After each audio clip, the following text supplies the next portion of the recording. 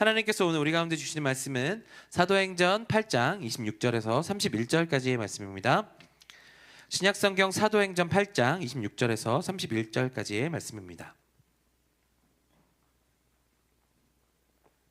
네, 저와 여러분들이 한 절씩 교독하시고 마지막 31절 함께 읽도록 하겠습니다. 제가 먼저 26절을 받들어 읽습니다.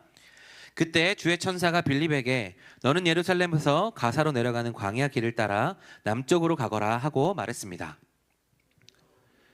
가다가 길에서 에티오피아 에네시를 만났습니다. 그는 에티오피아 여왕 간다게의 재정을 맡은 고위 관리였습니다. 이 사람이 예루살렘에 예배드리러 본국으로 돌아가는 길에 마차에 앉아 예언자 이사야의 책을 읽고 있었습니다. 빌립에게 저 마차로 가까이 다가가거라고 말씀하셨습니다. 빌립이 마차로 달려가서 그 사람이 예언자 이사야의 글을 읽는 것을 듣고 그에게 지금 읽고 있는 것을 이해하십니까? 라고 물었습니다. 함께 읽겠습니다. 설명해 주는 사람이 없는데 내가 어떻게 알겠소? 라고 대답하면서 빌립에게 마차에 올라와 자기 곁에 앉으라고 부탁했습니다. 아멘. 기도하겠습니다. 참 좋으신 주님 감사합니다. 우리 요약 첫 번째 주 아버지 성경 집회로 인도하여 주시니 감사합니다. 아버지 우리가 더욱더 말씀을 깊게 보고 더욱더 깊게 기도하는 시간을 갖습니다. 아버지 이 시간 우리 가운데 역사하여 주셔서 하나님의 영이 운행하는 시간 보게 하시고 하나님께서 기름 부으시는 시간 될 수 있도록 인도하여 주셔서 세상에서 우리가 넘어지고 힘들어지는 그런 것이 아니라 아버지 하나님께서 주시는 공급하시는 힘을 가지고 또한 세상을 승리하며 나아가는 여기 모든 우리들 될 수 있도록 인도하여 주시옵소서. 아버지 성령의 기름 부으심으로 말미암아 말씀이 말씀되게 하시고 말씀이 우리 심중에 심기어서 열매 맺는 우리들 되게 하여 주시고 아버지 종의 부족한 모습은 가리어서 오직 주의 말씀이 선포되는 아버지 그런 도구로 사용하여 주시옵소서. 아버지 하나님께서 우리 가운데 함께 하실 것들 믿고 감사드리며 예수 그리스도의 이름으로 기도합니다. 아멘. 네, 오늘 저는 목적이 있는 길 예상하지 못한 만남, 목적이 있는 길 예상하지 못한 만남이라는 제목으로 말씀을 나누도록 하겠습니다. 네, 이제 사도행전 8장의 마무리가 되는 부분입니다. 네, 이제 사도행전 8장이 거의 끝이 납니다. 굉장히 오래 봤고요. 굉장히 긴 부분도 아니었는데 좀 자세하게 보느냐고 그랬습니다. 네, 마지막 부분인데요. 오늘 사도행전 8장의 마무리 부분에 좀 정리해보면 이렇습니다. 사도행전 7장에서 스데반이 죽었죠. 그리고 스데반의 죽음으로 말미암아 초대교회가 박해를 받고 흩어졌습니다. 그 중에서 빌립 집사라는 사람이 사마리아로 가서 복음을 전하기 시작했고 사마리아에서 복음의 폭발적인 역사가 나타났습니다. 그래서 부흥의 역사가 일어나고 성령님께서 강림하시는 일들이 나타났죠. 그래서 마술사 시몬이라는 사람들도 나타났지만 어쨌든 복음을 믿고 성령을 받은 사람들이 폭발적으로 늘어났던 이야기들을 우리가 보았습니다. 그런데 그 이후에 오늘의 본문은 빌립에게 계속 집중하고 있는데 빌립이 사마리아에 남은 것이 아니라 천사의 명령을 따라서 그 남쪽으로 길을 향하여서 갑니다. 그리고 거기에서 에티오피아의 고위 관리인 네시를 만나는 이야기가 오늘의 이야기입니다. 예상하지 않았고 그들은 둘이 만날 거라고 생각하지도 않았던 그런 정말 국적도 다르고 정말 출생도 다른 그들인데 그들이 만나서 되는 역사들이 오늘 말씀에 나타났다는 거죠. 그들의 만남이 어떻게 일어났는지 그리고 그들의 만남 가운데서 하나님께서 어떤 것을 역사했는지를 우리가 함께 보도록 하겠습니다. 그래서 이 본문을 묵상하면서 한 2주 혹은 3주 정도 우리가 함께 설교를 나누려고 하는데요. 오늘은 그 첫 번째 설교라고 보시면 되겠습니다. 오늘 본문에서는 시몬도 에티오피아의 네시도 길을 떠나게 됩니다. 서로 모르는 사이였고 그 길에서 서로를 만나서 이야기할 거라고 전혀 예상하지 못했죠. 오늘 설교 제목처럼 목적이 있어서 길을 떠났는데 예상하지 못했던 만남이 그들의 삶 가운데 펼쳐졌다는 것인데 그것이 우리 가운데 어떤 은혜가 되는지를 우리가 살펴보도록 하겠습니다. 먼저 우리 오늘 말씀 26절 말씀인데요. 우리 26절 말씀 다 같이 한 목소리로 읽어보겠습니다. 시작. 그때 주의 천사가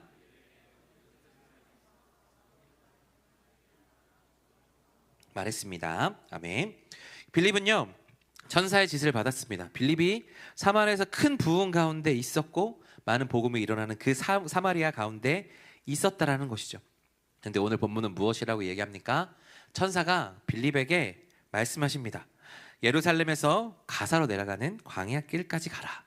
여러분 그냥 이렇게 들으면 그냥 갈 수도 있는 길 아닌가라는 생각이 드는데 그렇지 않습니다. 지도를 잠깐 띄워주시겠습니까? 네, 오늘은 제가 특별히 지도를 갖고 왔습니다. 잘 보이실지 모르겠습니다. 그 가운데 유다 보이세요? 유다 옆에 오른쪽으로 여러분 보시기에 오른쪽으로 보시면 예루살렘이 있죠. 그리고 그 위쪽으로 올라가면 사마리아가 있습니다. 지금 빌립이 어디 있습니까? 사마리아에 있습니다. 근데 어디로 가라고요? 사마리아에서 예루살렘으로 내려와서 어쩌로 가사라고 하는데 이 왼쪽 끝에 보시면 가사. 지금으로 우리가 지금 팔레스타인에 많은 고통이 있는 가자 지구가 거쳐 쪽입니다. 그래서 사마리아에서 예루살렘으로 내려와서 가자까지 내려가는 그 길까지 내려가라고 하는 거예요. 그러니까 그냥 보기에는 별거 아닌 것 같아 보이지만 저 거리가 대략 직진 거리 그 총 길이로 160km 정도 됩니다. 네, 이제 지도 내려주셔도 됩니다. 160km 정도면 어떻게 되느냐? 네, 제가 대충 계산해 봤는데 구리에서 대전까지 가는 게 150km 정도 됩니다. 그러니까 그거보다 좀 더 긴 거리를 걸어가야 되는 거죠. 차 타고는 뭐 2시간 정도, 2시간 반 정도면 가겠지만 그 당시 걸어서 하루에 한 30km, 10시간 정도 걸으면 1시간에 30km 정도 갈 수 있다고 하거든요. 그러니까 한 5일에서 6일 정도 걸리는 길이라는 거죠. 그 길을 갈아가는데 아마 광야길이어서 가기도 힘들고 어려웠던 길이었을 것입니다. 그런데 오늘 말씀은 무엇이라고 이야기하십니까? 이 길을 따라 남쪽으로 가라 이렇게 이야기하십니다. 구체적으로 어디에 가라, 몇 날 며칠까지 어디까지 가라라고 말씀하시지 않으셨죠? 몇 시에 출발해서 누구를 만나고 어떻게 복음을 전해야 될지에 대한 디테일한 얘기들을 전혀 하시지 않습니다. 왜 하나님께서 그러셨을까? 이 말씀을 묵상하면서 하나님 왜 우리 가운데 그냥 아브라함에게도 말씀하셨죠. 너는 너의 본토 지적 아비 집을 떠나 너는 내가 지시할 땅으로 가라. 어떻게 그 세세한 것들을 가르쳐 주시지 않으실까? 하나님, 저희가 어디로 가야 될지도 모르고 어떻게 가야 될지도 모르는데 몇 시에 어떤 속도로 가야 될지 정확하게 알지 못하는데 우리가 어떻게 가야 됩니까? 라고 질문하고 싶은 때가 있습니다. 근데 묵상하면서 저에게 오히려 이게 은혜구나 라는 생각이 들었습니다. 왜냐하면요, 하나님께서 우리 가운데 이렇게 말씀하시는 이유는 무엇인가 하면 우리가 하나님의 말씀을 듣고 순종하기만 하면 하나님의 거대한 섭리 안에서 이 모든 것들이 이루어지기 때문입니다. 하나님께서 사마리아에서 이제 우리가 말씀을 알기 때문에 너 내려가면 몇 월 며칠 몇 시에 내 시를 만날 거야. 그러니까 거기서 만나서 이런 얘기를 해 라고 하나님께서 말씀하셨으면 우리는 그거에 맞춰서 내 속도가 아니라 하나님의 속도에 맞춰서 열심히 길을 걸어서 가야 된다는 거죠. 그리고 그것에 좀 지체되면 마음이 바빠질 것이고 그것에서 너무나 빠르면 우리가 그 안에서 그 하나님께서 디테일한 지시를 맞추느라 어쩌면 그것이 우리 가운데 무거운 짐처럼 느껴질지 모르겠다라는 거죠. 그런데 하나님께서는 네가 그 길로 가라 라고 말씀하셨어요. 그러면 그 작은 순종만 하면 하나님께서 그 모든 큰 섭리 안에서 그 모든 것들을 이뤄 가신다라는 거죠. 우리가 보기에는 그런 계획 없이 우리가 그런 예상하지 못했던 만남들, 예상했던 만남들, 하나님께서 이루시는 그 뜻을 이룰 수 있을까 생각이 들지만 하나님은 위대하신 분이시거든요. 하나님은 그 계획하신 것이 정말 우리의 생각보다는 더 크신 분이시거든요. 그러니까 하나님은 우리가 나아가겠다고 순종하는, 나아가라 했을 때 나아가겠다라고 마음 먹고 발걸음을 내딛는 그 작은 순종만 있어도 하나님은 그 뜻을 이루신다라는 것입니다. 그래서 묵상하면서 이것이 정말 큰 은혜구나라는 생각을 하게 됩니다. 그런데 반면에 빌립이 그 자리를 떠나는 게 쉬웠을까 생각해보면 쉽지 않았을 것 같아요. 왜요? 길이 멀어서요? 아니요. 그 길은 멀은 것은 그렇게 큰 문제가 되지 않습니다. 왜 그러냐 하면 빌립은 사마리아의 전도자로 섰던 사람이기 때문입니다. 그가 박해를 받고 가장 먼저 했던 것은 고향으로 간 것도 아니고 그가 생각하기에 성령이 너에게 임하시면 예루살렘과 사마리아로 가서 복음을 전하는 것이 하나님의 뜻이구나를 깨닫고 사마리아로 가는 것이 그의 뜻이었어요. 그래서 그곳에서 복음을 전하기 시작했고 그것이 물꼬가 되어서 사마리아 지역에 엄청난 큰 부흥을 가져왔지 않겠습니까? 하나님께서 일으키신 일이지만 하나님께서 빌립을 통해서 하신 일 아니겠습니까? 그러므로 빌립이 그 자리를 떠난다라는 것은 굉장히 어려운 일일 수 있어요. 왜냐하면 더 많은 열매를 보고 싶고 하나님의 더 큰 역사 가운데 있기를 원할 수 있기 때문이죠. 그곳에서 내려와서 강야로 걸어간다는 것은 내가 그동안 더 누리고 더 하나님의 은혜를 누릴 수 있는 그 자리에서 내려와서 다시 한번 제로 포인트에서 시작해야 된다는 것을 의미하고 있는 거죠. 자신의 사역이 한창이었던 그 자리에서 하나님은 내려와서 광야 길로 가라고 말씀하고 계시는 거죠. 하나님께서 원하시는 목적과 내가 원하는 그 뜻이 충돌하는 순간이 바로 그때라는 것이죠. 하나님께서는 오늘 빌립에게 그것을 요청하고 계신 겁니다. 나를 위해서 그 길을 걸어가 주지 않겠느냐. 그 작은 순종인 것 같지만 작은 순종이 아닌 거죠.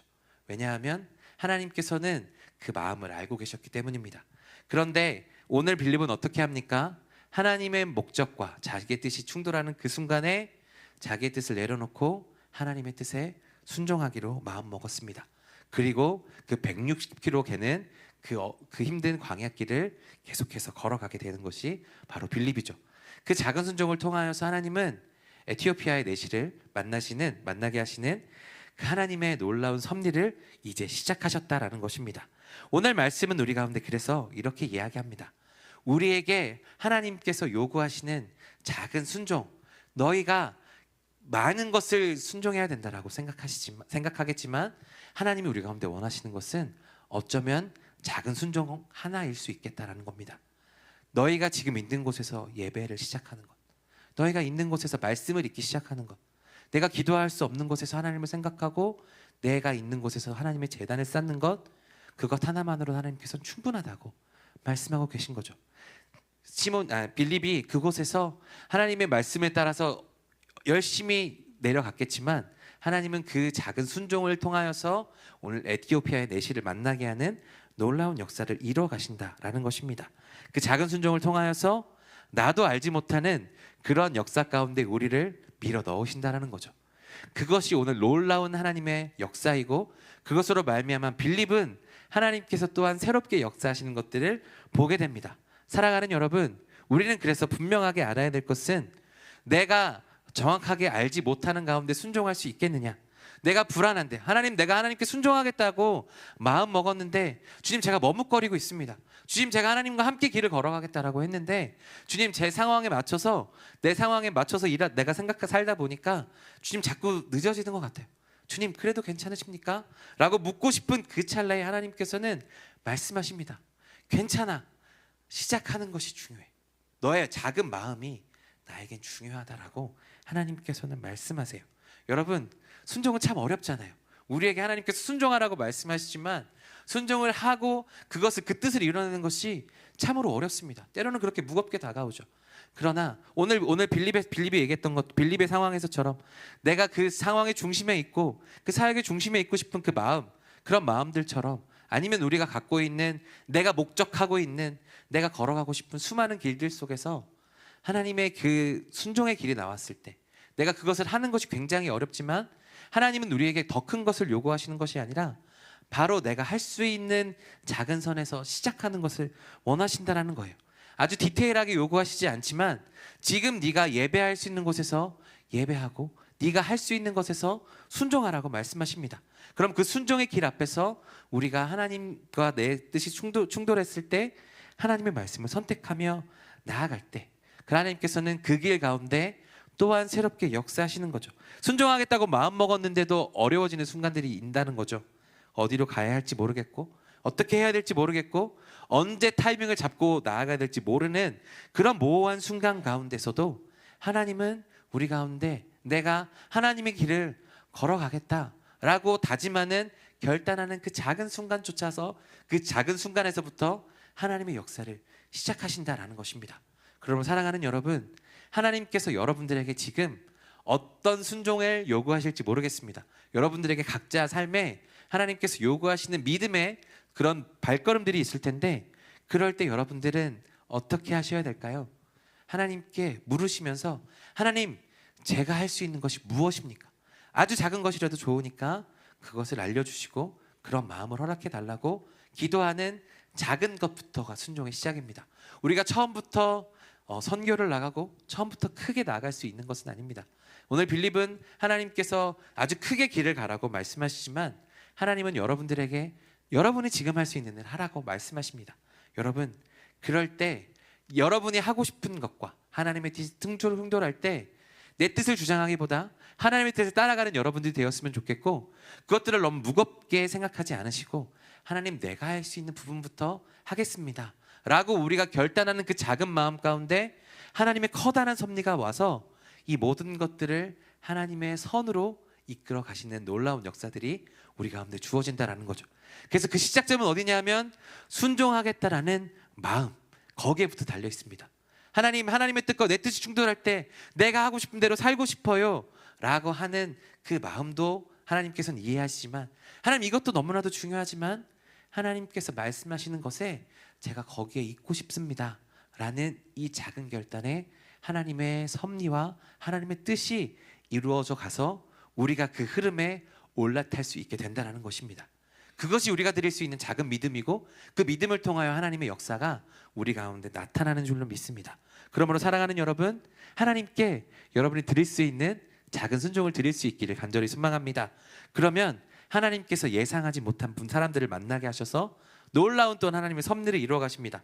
오늘 하나님께서 만나게 하신 두 번째 사람이 있는데요, 두 번째 목적을 가지고 길을 떠난 사람이 있습니다. 우리 오늘 말씀 27절 28절 말씀인데요, 우리 27절 28절 말씀도 다 같이 한 목소리로 읽어보겠습니다. 시작. 그래서 빌립이 일어나 가다가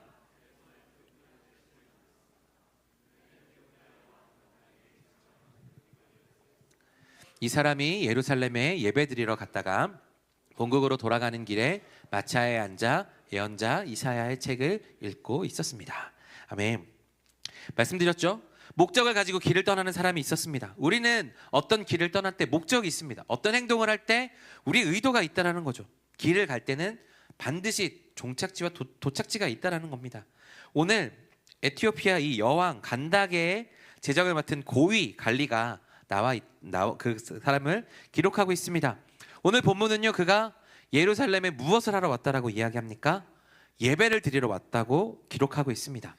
그런데 오늘 이 사도행전은 누가 썼죠? 누가가 썼죠. 누가가 의사입니다. 괜히 적어놓은 게 아니고요, 굉장히 꼼꼼하게 일부러 그것을 남겨놓은 거죠. 누가가 왜 이 내시가 국고를 맡은 재정을 맡은 고위관리라고 적어놓고 있을까요? 제가 여기서부터 질문을 시작했습니다. 그리고 오늘 본문을 이렇게 곰곰이 묵상해 보니까 이런 결론에 났습니다. 여러분, 이 본문의 내시는요, 공식적인 업무를 가지고 이곳에 예루살렘에 온 게 아닌 것 같습니다.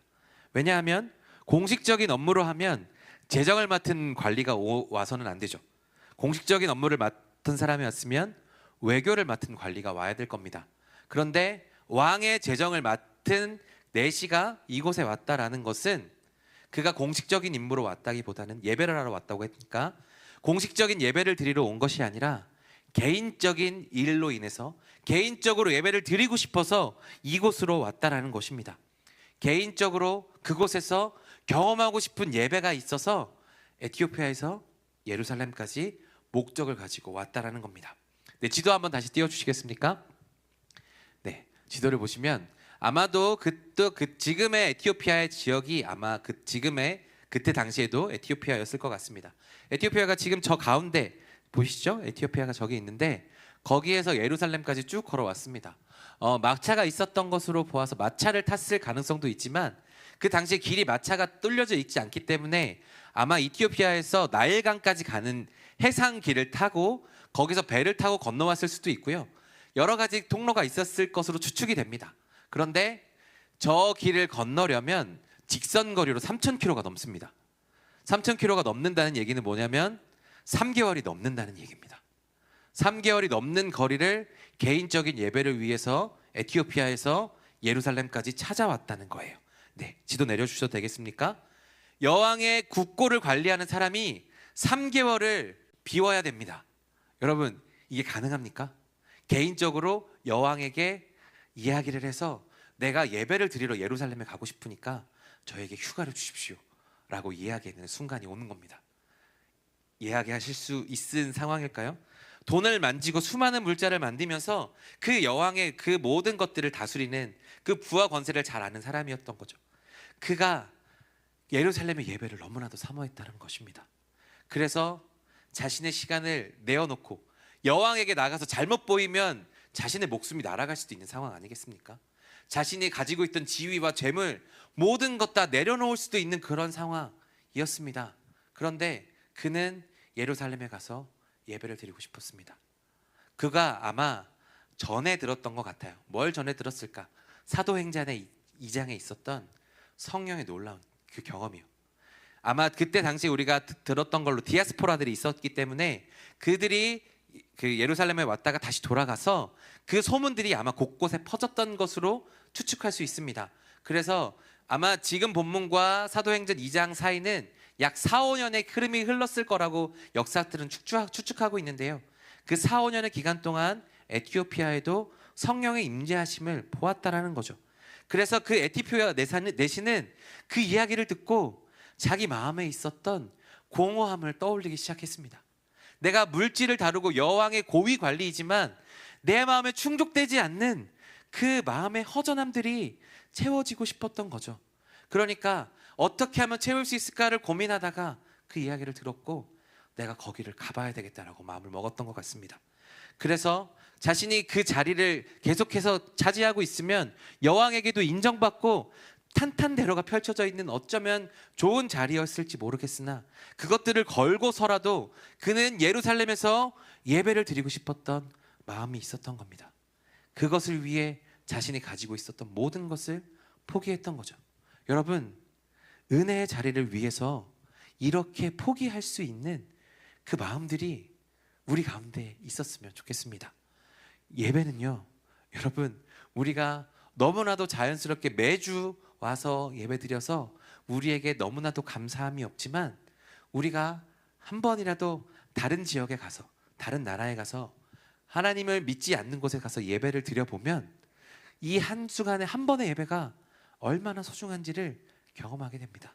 그리고 내가 가진 모든 것을 걸어서라도 예배를 사수해야겠다라는 마음이 들 때가 있어요. 오늘 에티오피아 내시가 그랬다는 겁니다. 그가 부를 가지고 명예를 가지고 그가 가지고 있었던 모든 것을 갖고 있었지만 그의 마음에는 충족되지 않는 갈망이 있었다는 거예요. 그래서 그는 예루살렘으로 향했습니다. 아마 굉장히 많은 준비를 했을 것이고 여왕에게 가서 이야기를 했을 것이고 그리고 2, 3개월이 되는 그 기간 동안 아마 가는데 3개월 했으니까 오는데도 3개월이 걸렸겠죠.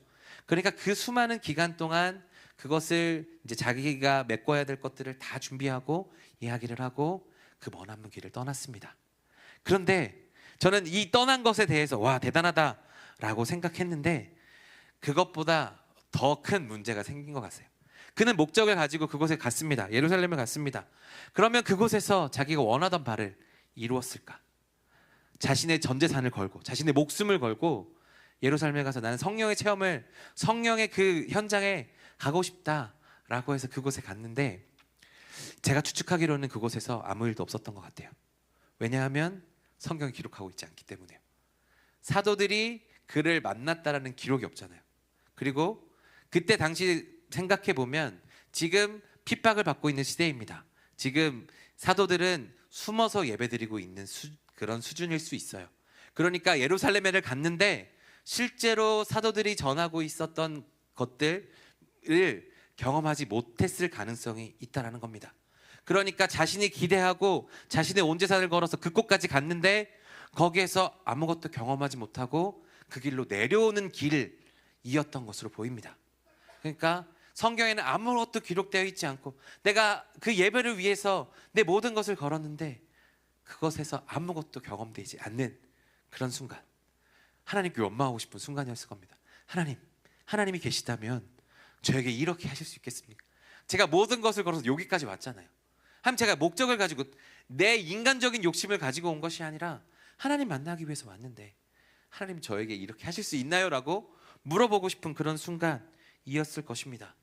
그런데 오늘 본문을 보면 이 내시는 절대로 포기하지 않았습니다.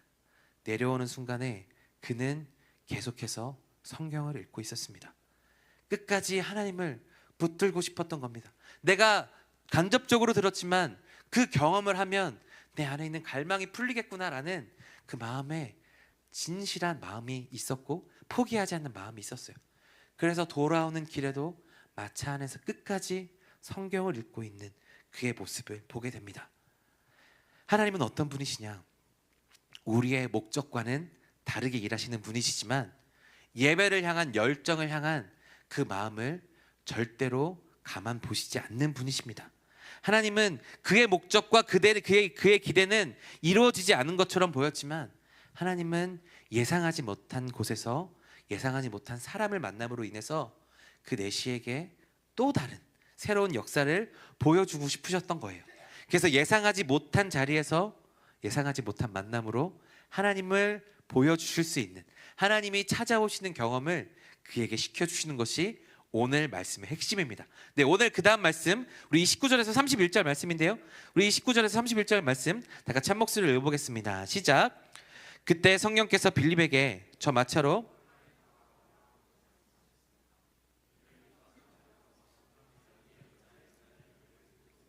그에게 지금 잊고 있는 것을 이해하십니까? 라고 물었습니다. 그러자 그는 설명해주는 사람이 없는데 내가 어떻게 알겠소? 라고 대답하면서 빌립에게 마차에서 올라와 자기 곁에 앉으라고 부탁했습니다. 아멘. 빌립이요, 성령의 음성을 듣고 마차로 다가갔고, 빌립을 이야기를 듣자 내시는 마차로 올라오라고 이야기를 합니다. 여러분, 제가 처음에 하나님께서 어떻게 어디로 가라라고 말씀하시지 않는다라고 말씀드렸어요. 그런데 그 작은 순종의 길을 갔을 때 하나님께서는 어떻게 되느냐, 그 결정적인 순간에 성령님을 통해서 말씀하세요. 참 재밌는 것은 그 빌립이 길을 떠날 때는 천사가 이야기합니다. 그런데 오늘 지금 본문 29절에 보시면 성령님께서 그렇게 이야기하십니다. 하나님께서는 우리의 길을 인도하시는 분인데 때로는 천사를 통해서, 때로는 우리 가운데 계신 성령님을 통하여서 하나님의 길을 인도하시는 분이세요. 빌립이 광야길을 걸었어요. 누구를 만날지도 모르고 그 광야길을 걷고 또 걸었습니다.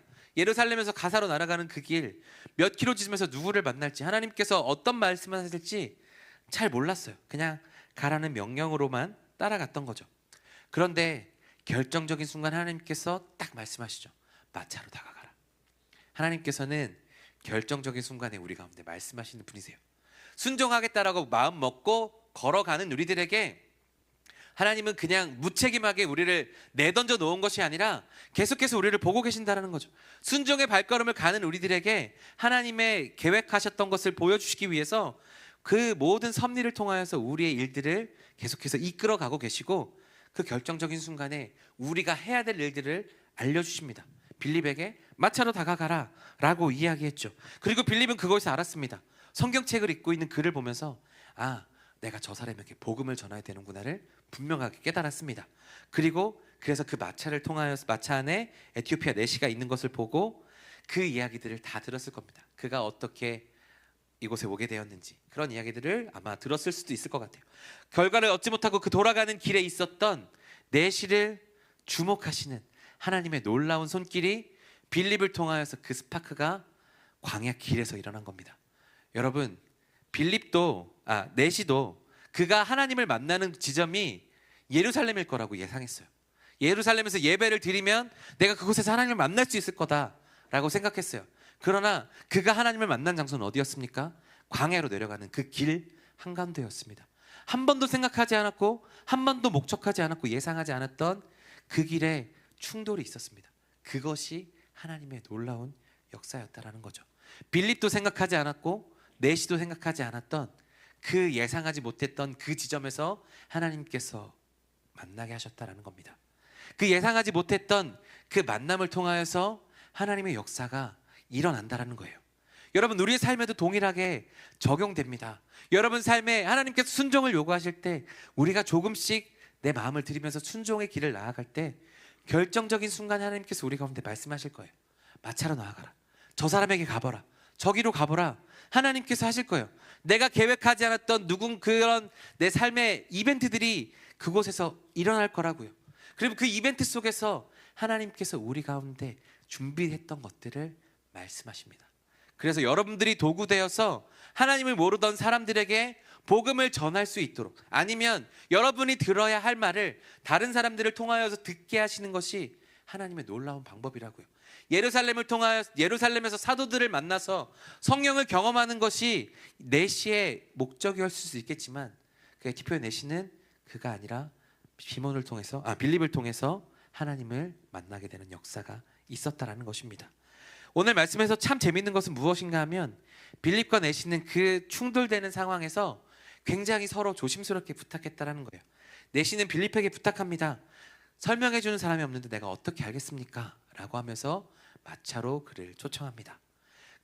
예상하지 못했던 만남 가운데는 우리는 튕겨내는 것들이 많아요. 그 P들은 잘 받아들일 수 있겠지만 J들은 뭔가 예상하지 못했던 것들이 치고 들어오면 굉장히 마음이 힘들잖아요. 예상하지 않았던 만남 가운데 누군가를 만난다는 것은 참으로 쉽지 않은 일입니다.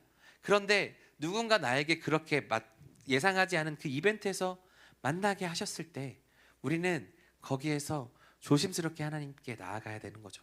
하나님, 이분을 내가 왜 만나게 하셨을까? 하나님께서 이 사람을 나에게 예상하지 못하게 만나게 하신 이유가 있었겠구나를 우리가 생각해 보며 오늘 레시가 빌립을 초청했던 것처럼 우리도 하나님을 초청하는 마음으로 그들의 이야기를 듣는 겁니다. 하나님, 내가 이 사람을 통해서 드려야 할 말이 있나 봅니다. 내가 해줄 말이 있나 봅니다. 그러면서 우리는 조금씩 하나님의 놀라운 섭리 안에 들어가는 거죠. 그래서 우리는 이것들을 꼭 기억해야 됩니다.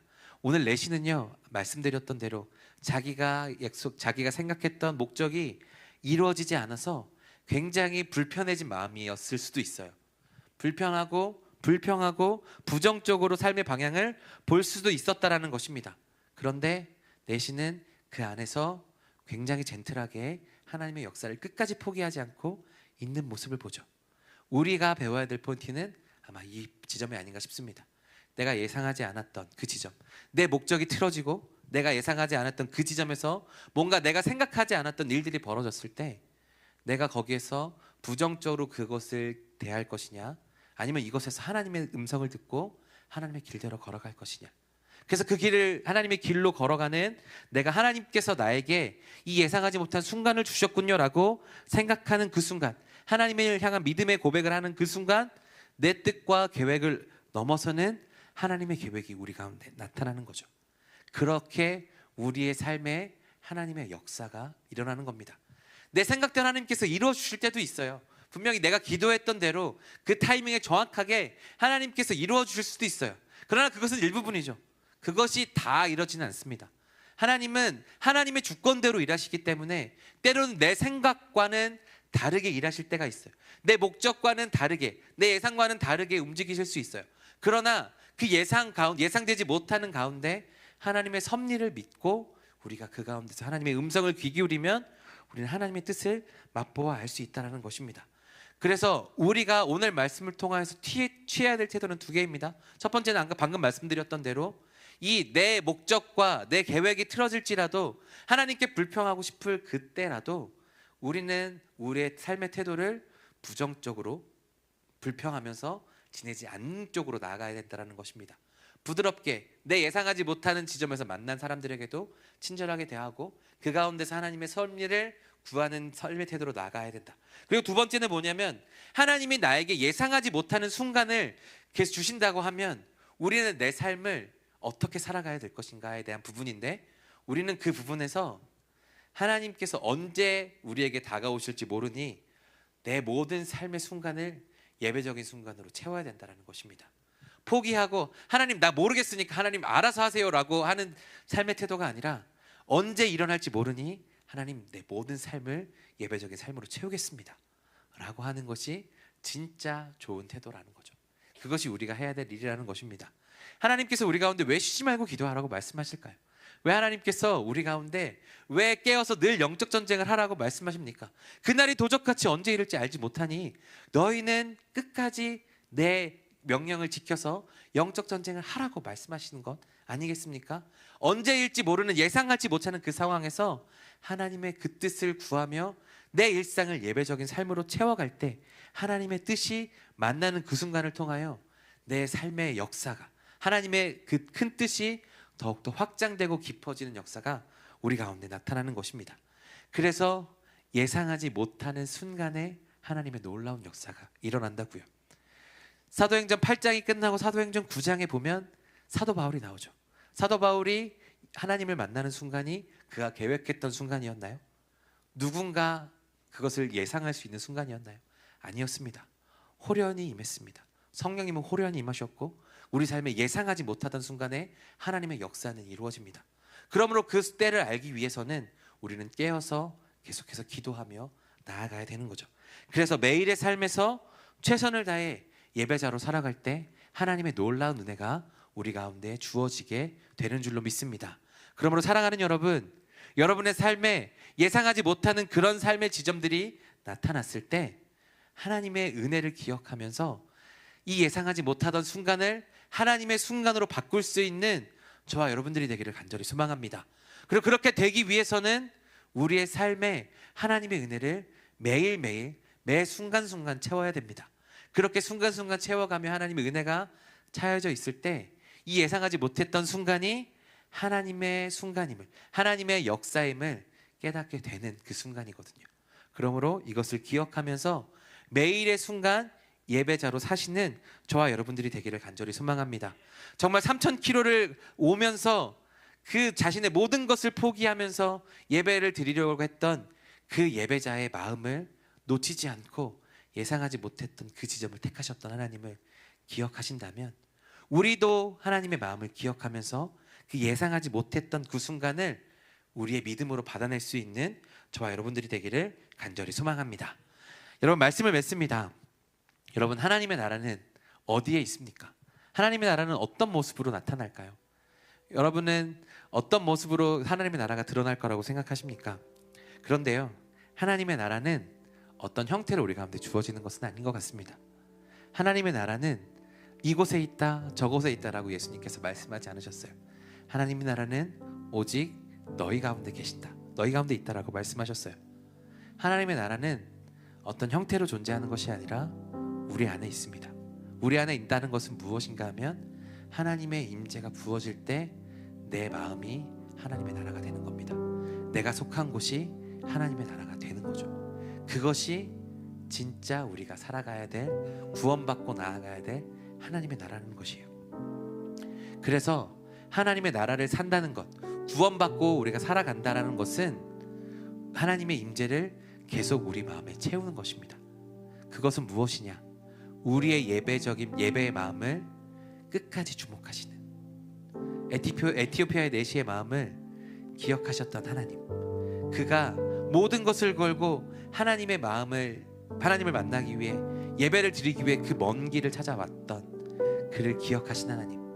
그는 예루살렘에서 하나님을 만나길 원했지만 예루살렘이 아닌 광야길에서 하나님을 만나게 되었음에도 불구하고 하나님은 놀라운 그에게 놀라운 역사를 보여주시고 그를 통해 에티오피아의 새로운 역사를 만들어 가셨던 분이 바로 우리 하나님이십니다. 사랑하는 여러분, 우리에게 중요한 것은 그래서 하나님의 나라를 내 삶에 계속해서 채우는 것입니다. 하나님의 임재를 채우는 거죠. 예배를 향한 한 사람의 예배자를 찾으시는 그 하나님의 마음을 알고 내 삶을 예배자로서 채워나가는 것이 우리가 행해야 되는 것이다라는 것입니다. 그럼 사랑하는 여러분, 이렇게 예배하는 우리들 되기를 소망합니다. 그렇게 예배를 향한 목적을 가지고 우리의 길을 걸어가는 우리의 모습들이 되기를 간절히 소망합니다. 그렇게 우리가 예배를 드릴 때 하나님께서 예상하지 못한 곳에서 하나님을 만나게 하실 줄로 믿습니다. 빌립과 내시가 만나게 하셨던 것처럼 우리가 하나님을 만나고 하나님이 우리를 통해서 새로운 사람들을 만나게 하여 주실 줄로 믿습니다. 그렇게 우리의 삶이 깊어지고 우리 믿음이 깊어지는 우리들 되기를 간절히 소망합니다.